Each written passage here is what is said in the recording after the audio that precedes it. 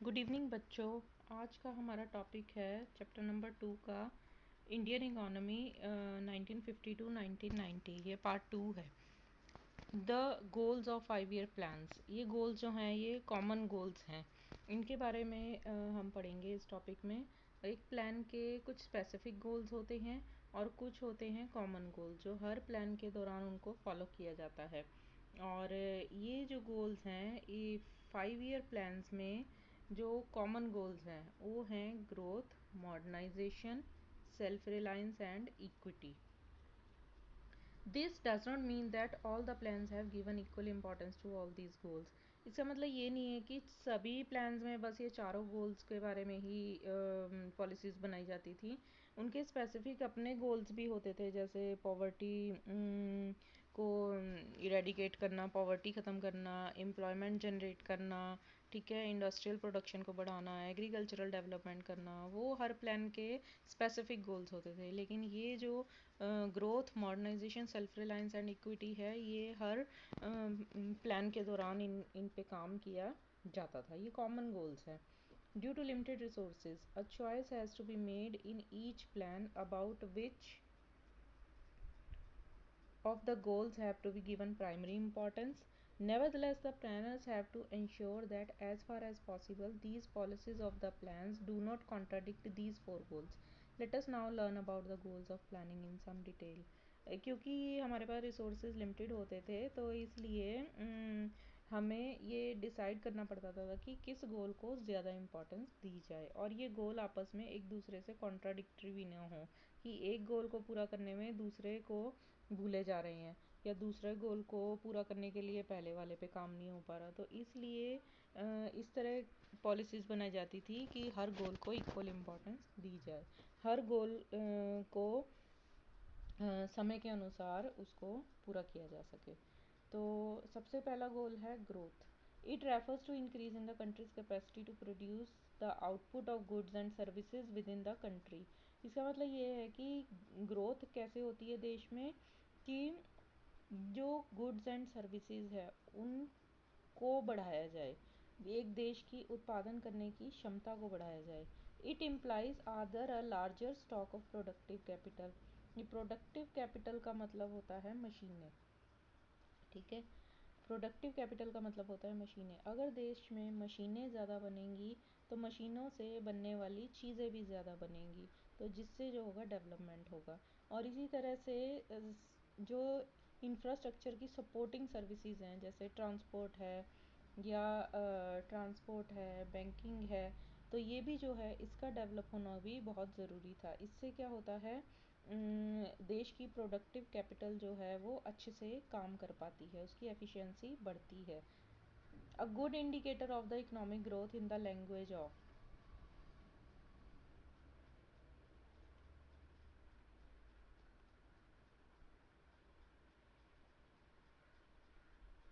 Economics is steady increase in the gross domestic product, ठीक है। इसका मतलब ये होता है कि increase in the gross domestic product. अगर ये वन वर्ड में पूछा जाए कि ग्रोथ गोल क्या है तो आप ये लिखोगे increase in the gross domestic product. The GDP is the market value of all the goods and services produced in the country during the year. तो जीडीपी का मतलब क्या होता है, GDP is the market value of all goods and services produced in the country during the year. इसका मतलब ये हुआ कि देश में एक साल के अंदर कितनी वस्तुएं और सेवाएं बनती है, उनका मार्केट वैल्यू क्या है, वो मार्केट में कितने रुपए में बिकेंगी। तो हर देश में इन चीज़ों का बढ़ना बहुत ज़रूरी है। You can think of the GDP as a cake. हम जीडीपी को एक केक की तरह भी मान सकते हैं कि जैसे जैसे केक का साइज़ बड़ा होगा तो सबको बड़ा हिस्सा मिलेगा।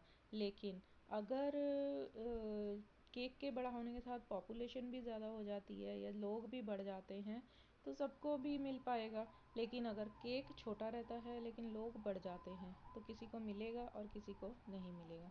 इसी तरह से हम जीडीपी को भी एक केक के रूप में देख सकते हैं कि जितना बड़ा केक होगा, ज़्यादा से ज़्यादा बड़ा केक होगा तो ज़्यादा लोग इसको इंजॉय कर पाएंगे। तो इसी तरह जीडीपी में चीज़ें ज़्यादा से ज़्यादा बनेंगी तो ज़्यादा लोग रिच और अच्छा खुशहाल जीवन जी पाएंगे। The GDP of a country is derive from the different sectors of the economy. अब हमारे देश की जो देश में जो बनने वाली चीज़ें हैं वो कई देशों से कई सेक्टर से बन के आती हैं, ठीक है। तो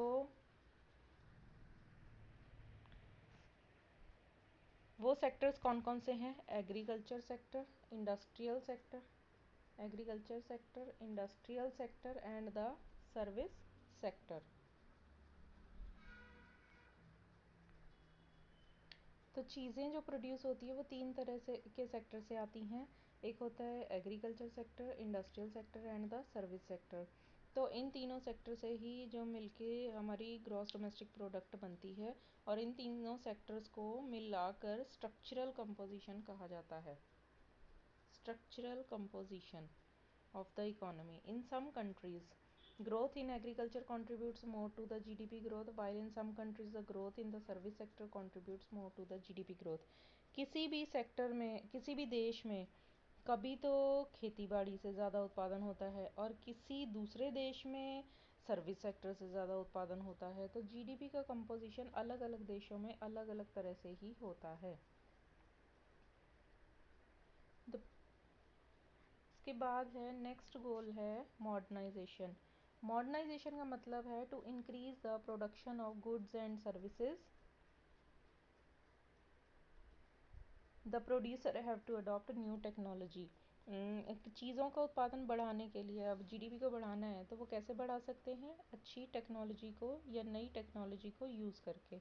जैसे एक किसान है, वो अपने खेत में ज़्यादा अनाज उगाना चाहता है, तो वो कैसे उगाएगा? वो अच्छी किस्म के बीजों का उपयोग करेगा।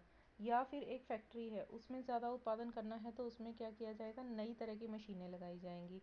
तो इसको कहते हैं नई टेक्नोलॉजी को अडॉप्ट करना ही मॉडर्नाइजेशन कहलाता है। Adoption of new technology is called modernisation. इसके अलावा मॉडर्नाइजेशन का ये मतलब नहीं है कि केवल नई टेक्नोलॉजी को अडॉप्ट कर लेना, बट हमारा सोशल आउटलुक का चेंज होना भी मॉडर्नाइजेशन कहलाता है। सोशल आउटलुक का मतलब होता है हमारा सोचने समझने का नज़रिया, कि हम जैसे वुमेन है, वुमेन को भी आदमियों के बराबर अधिकार समाज में मिलने चाहिए। पुराने ज़माने में क्या होता था कि औरतें घर के काम करती थी और आदमी जो थे वो नौकरी करने या काम करने बाहर जाते थे। लेकिन मॉडर्न सोसाइटी में क्या होता है? वुमेन भी इक्वली पार्टिसिपेट करती है कामकाज में। जैसे वो बैंकों में काम करती है, फैक्ट्रियों में काम करती है, स्कूलों में काम करती है। तो जिस समाज में औरतें भी बराबर कंट्रीब्यूशन करती हैं समाज में, वो समाज ज़्यादा खुशहाल होते हैं। इसके बाद तीसरा गोल है सेल्फ रिलायंस। ये भी कॉमन गोल है। एक देश को चीज़ें प्रोड्यूस करने के लिए मॉडर्नाइज होना बहुत ज़रूरी है, और इसके अलावा वो मॉडर्नाइजेशन कैसे कर सकता है? अपने खुद के रिसोर्सेज को यूज़ करके या फिर रिसोर्सेज को इंपोर्ट करके, ठीक है। तो जो फर्स्ट 7 5 ईयर प्लान्स हैं, यही 1950 से लेकर 1990 तक का टाइम, मतलब पहले 7 पंचवर्षीय योजनाएं जो हैं उनमें सेल्फ रिलायंस पे बहुत स्ट्रेस दिया गया है कि सेल्फ रिलायंस, आत्मनिर्भर होना बहुत ज़रूरी है। इसका मतलब होता है avoiding imports of those goods which could be which could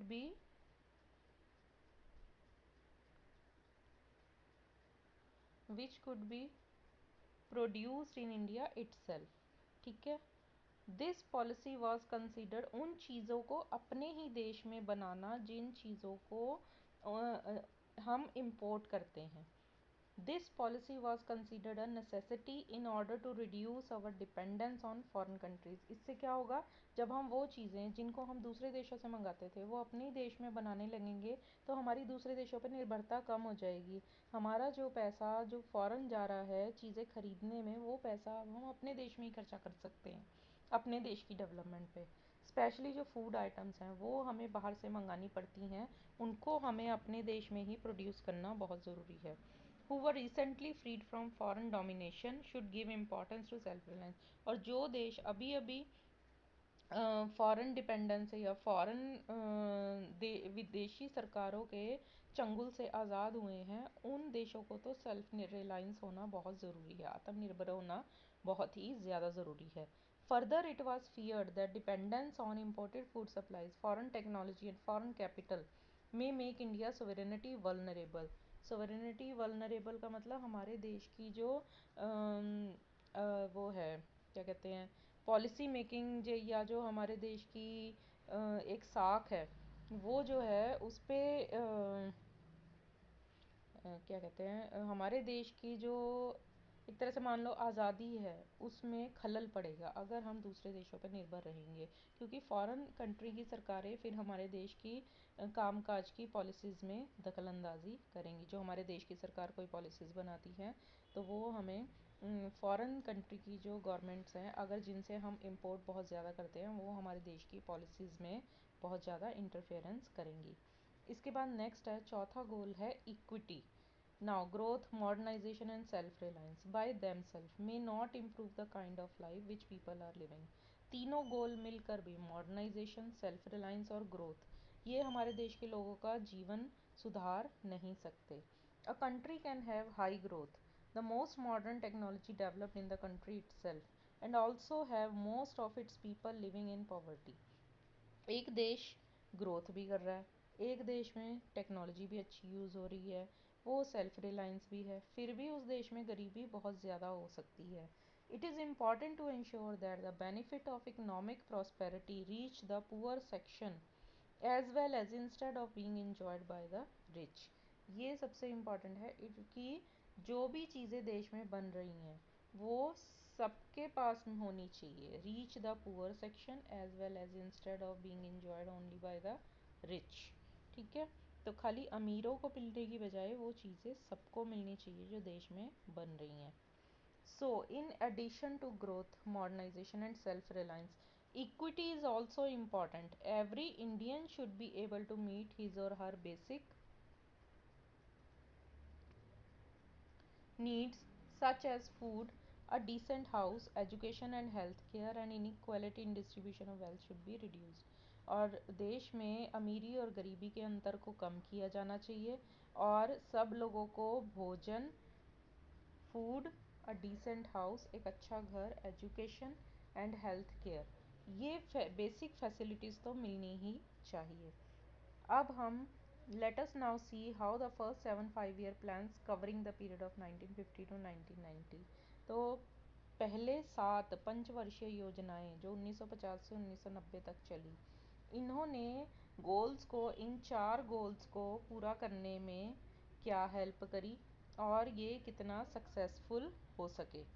ठीक है, विद रेफरेंस टू इन चारों का जो इम्पैक्ट था वो एग्रीकल्चर, इंडस्ट्री और ट्रेड पे क्या क्या पड़ा, और 1991 के बाद का जो टाइम है उसके बारे में हम चैप्टर नंबर 3 में पढ़ेंगे। अभी कल पढ़ेंगे बाकी।